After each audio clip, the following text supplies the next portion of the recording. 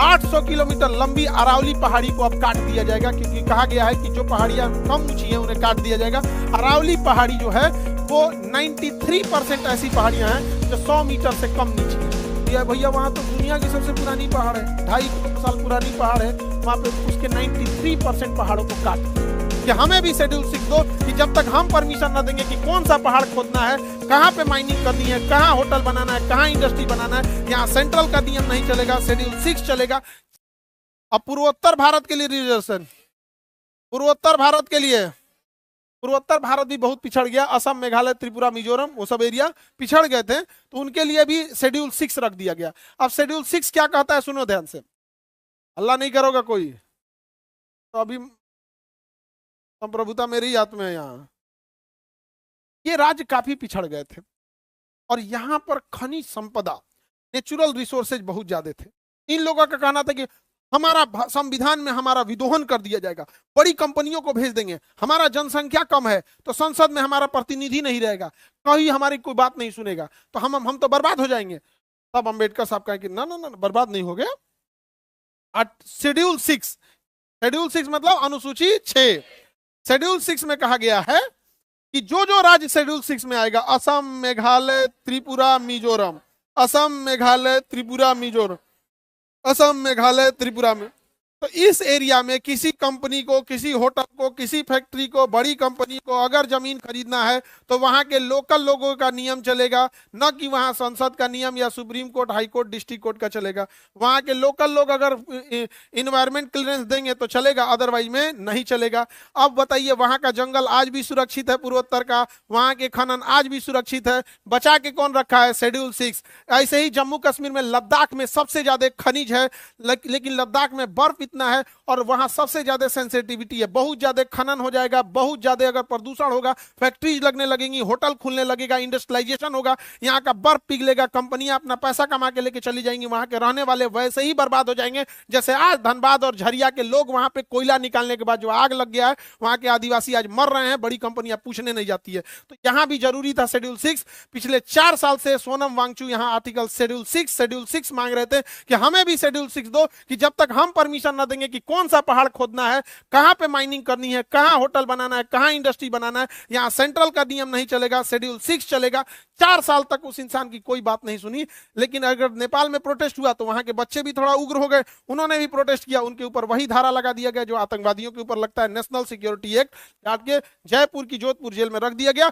हम भीड़ तंत्र वाले लोग को कोई मतलब नहीं बना है कि वो इंसान इस देश के लिए क्या किया था, वो इंसान इस सेना को ठंड में रहने के लिए टेंट दिया था, जहां सेना का नेटवर्क नहीं चल रहा था, दुनिया में पहला लाईफाई बना के दिया, वाईफाई नहीं लाईफाई बना के दिया, इतनी ज्यादा इनोवेशन किया, उसके ऊपर 3 इडियट मूवी बनी है। 3 इडियट मूवी में जो वहां पर रणछोड़ दास छांचड़ बना होता है आमिर खान, वो कोई और नहीं, वो सोनम वांगचू है जो आज जेल में है इस भीड़ तंत्र में। समझ आ गया?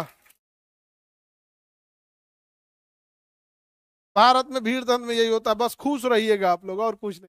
क्या वो इंसान जेल में क्या मांग रहा था, शेड्यूल 6 क्या मांग रहा था, उसे आरोप लगाया गया कि देशद्रोही है, चाइना से मिला हुआ है, ये है वो है, एनएसए लगा, कहां चल गए, खत्म कहानी। क्या मांग रहे थे, शेड्यूल 6, क्या गलत मांग रहे थे, आज देखिएगा बर्बाद हो गया। शेड्यूल 6 में न रहने का नतीजा देखिए, 800 किलोमीटर लंबी अरावली पहाड़ी को अब काट दिया जाएगा, क्योंकि कहा गया है कि जो पहाड़ियां कम ऊंची हैं उन्हें काट दिया जाएगा। अरावली पहाड़ी जो है वो 93% ऐसी पहाड़ियां हैं जो 100 मीटर से कम नीची हैं।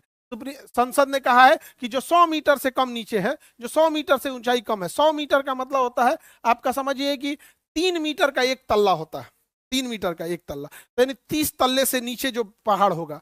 तो यार भैया वहां तो दुनिया की सबसे पुरानी पहाड़ है, 2.5 करोड़ साल पुरानी पहाड़ है, वहां पे उसके 93% पहाड़ों को काट दिया, पहाड़ को काट दिया जाएगा, क्योंकि शेड्यूल 6 में नहीं है। अब वहां के लोकल लोग का चलेगा नहीं। अब इस थार मरुस्थल से उड़ने वाला बालू दिल्ली को बना देगा बालू का कटोरा, यहाँ सब ध्वस्त हो जाएगा, और यहां से उड़ने वाला बालू हिमालय पर्वत पे जाके जम जाएगा। हिमालय पर्वत पे जब जमेगा वह बालू तो वहां पे वो गर्मी को सोख लेगा। अभी पर्वत पे बर्फ है तो जो धूप आता है तो शीशे की तरह चमक के निकल जाता है, बर्फ कम पिघलती है। लेकिन बालू की जब एक लेयर आ जाएगी तो बालू बड़ी जल्दी गर्म होता है। भूजा भूजने के लिए बालू का यूज किया जाता है। जब उसके ऊपर बालू रहेगा तो बर्फ को तेजी से पिघलाएगा, यहाँ से बर्फ पिघलेगा, गंगा और यमुना में मिलेगा और वो अल्टीमेटली बिहार में आके बाढ़ लाएगी। लेकिन आर्टिकल शेड्यूल 6 नहीं है, हम लोग टुकु टुकुर मुंह देखेंगे। ज्योग्राफी डिसाइड आवर इकोनॉमी, समझ में आ गया कि नहीं आ गया? This is geography. समझ में आ रहा है? तुम नहीं एनी प्रॉब्लम? आप लोग को समझ में आता? तो बताइए शेड्यूल 6 अच्छा है कि नहीं है? चारे राज्य को सोनम वांगचुक क्या मांग रहे थे? शेड्यूल 6, शेड्यूल 6 ये भी नहीं किया किसी को। गया जेल में तो जेल में गए, हम लोग को क्या मतलब है? नहीं समझे? हम लोग में क्या भीड़ तंत्र में क्या खराबी होती है? भीड़ चाहती है उनके लड़ाई, उनके लिए कोई लड़ाई लड़े, लेकिन भीड़ तंत्र की खराबी, वो फंसेगा तो भीड़ उसके लिए नहीं आएगी। समझ में आ गया? दिस इज भीड़ तंत्र। आगे बढ़ जा। उनको घोषित कर दिया क्या चीज? देशद्रोही। नहीं समझे? हम लोग भी ज्यादा बोलेंगे तो हम लोग को भी घोषित कर देगा। लेकिन फिर पब्लिक हम लोग यही कहेगी, अगर हमको कहा जाएगा कि पाकिस्तान की बात करता तो पाकिस्तान वाला खुद आएगा, या भाई उस सबसे ज्यादा हम लोग को गरियाया है। हमरा तो घोषित नहीं कर सकते हैं और चाइनीज घोषित कर देंगे, चाइना का। देखो यही प्लस पॉइंट है आदमी को। नहीं समझे?